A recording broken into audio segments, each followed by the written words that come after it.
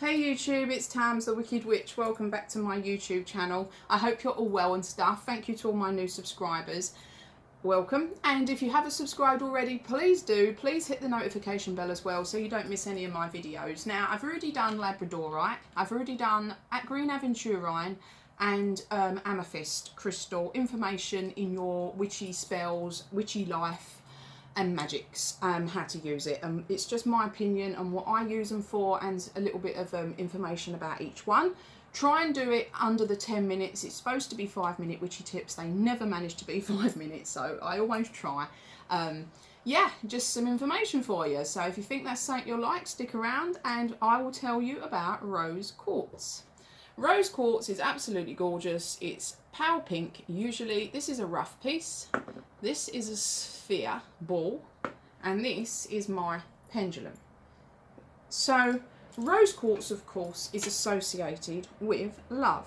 It's associated with self-love. It's associated with love in general, looking out for yourself, inner love, trying to bring peace and tranquility and inner love to yourself. It's a great crystal to use in any form of love spells. Now, I personally don't agree with love spells where you are trying to make somebody love somebody else. I think that's disgusting and I don't agree with it. So when I see love spells of that sort, I'm not talking about for like like self-love or just rekindling the love you have. You know, if you've been with someone a long time, that's fine, but I do not like it when people do love spells because they can't get the person they fancy to love them, so they cast a spell on them. And this is really popular, and it's also something people sell a lot. People sell these spells. Now, hopefully 9 times out of 10 the people buying them don't do them properly and they don't work. But what I hope is that people actually think, just sit and think and listen, because it's not fair to try and force something on somebody else that's not really meant to be in that sense, you know. Magic is amazing, witchcraft is amazing, but when it comes to that sort of love spell, I don't agree with it. That's just my opinion. So call me old-fashioned or a miserable old witch, but I don't care. That's what I think. Yeah, so obviously it's associated with the heart chakra, which of course makes sense. And it's an amazing stone for healing. If you've been betrayed by somebody, or whether that be in a love relationship, or whether it be like a love friendship relationship, it's really good for healing for that sort of thing. You can make the most amazing rose quartz oil, and you can use that for all sorts of different love. I mean, you make like, you know, you could use it in sex magic, where there's nothing wrong with that.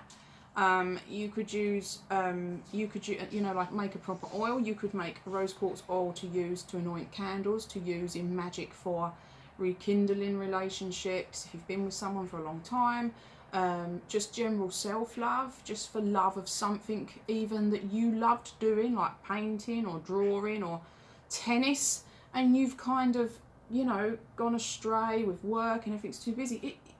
Think about the wording and you can use it for anything, you know, to do with love.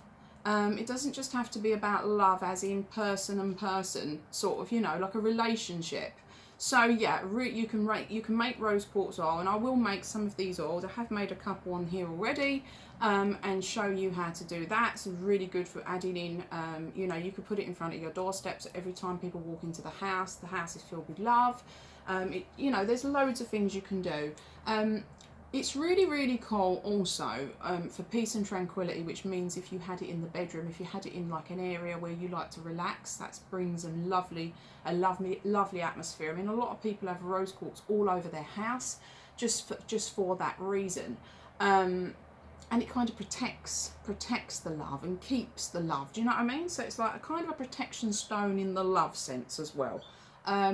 It's also really good, sorry, I'm reading my notes, also really good for fertility, and the ancient Egyptians swore by it. They thought it was just absolutely amazing, because obviously it's really good for fertility and for love and sex magic, which the Egyptians were obsessed with, weren't they?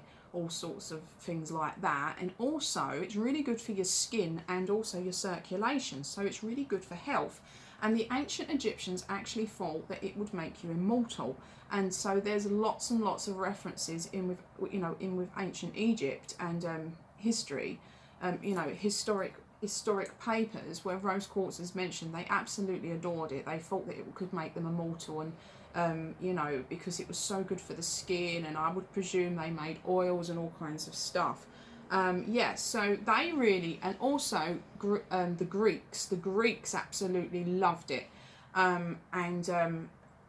The oldest piece of jewellery I read this, and I thought it was really interesting. The oldest piece of jewellery found, because back then jewellery was where most of, you know, your crystals would have been in jewellery you know, to promote this, you know, what they wanted. In old days, that's, you know, mainly where they would have been. Not perhaps so much sitting about like we do on altars and things, maybe, but mainly it was in jewellery. And the oldest piece of jewellery ever recorded was from 7000 BC, and it was found in Iraq, and it was rose quartz, and I think it was either a ring or a necklace. I can't remember now what it said. I think it was a necklace, and it had rose quartz in it. So that's really, really cool, and it just goes to show 7000 BC, you know, how many years and years and years people have been using rose quartz for these things. So yeah, it goes back a long way. Very, very potent to deal with. It works. It's a fast worker. It's very, very strong crystal. I call it a strong crystal. In fact, funny enough, if you work with a piece all the time, and you're touching all the time, working with the same piece, I don't think you can see on mine so much. You might be able to, but because of the lighting, they change colour. They change colour to your mood, but they can actually change colour to you.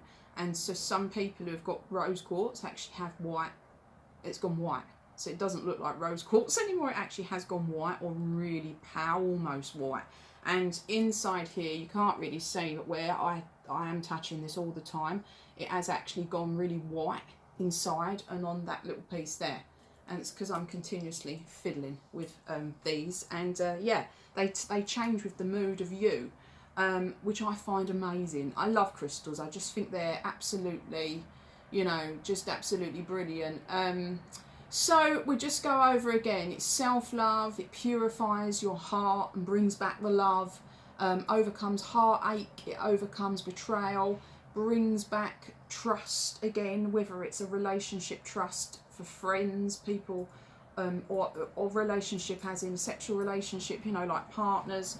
Yeah, fertility. It's a relaxant. It removes stress. It's good for circulation. It's good for the cells. It's good for blood cells as well. Peace, tranquility. You can make oils with it, and yeah, overall it's just a lovely, lovely stone. So I hope this video was useful. It's probably the quickest one, 8 minutes. Yeah, I hope this video was useful. Sorry about my hair again, always bad. Yeah, the next one I'm going to do, I think I'm going to do next aura quartz, and yeah, that'll be the next one. So keep looking out, hit the notification bell so you don't miss any of the videos. Thank you so much for watching. Please give us a thumbs up, and I'll see you soon. Bye.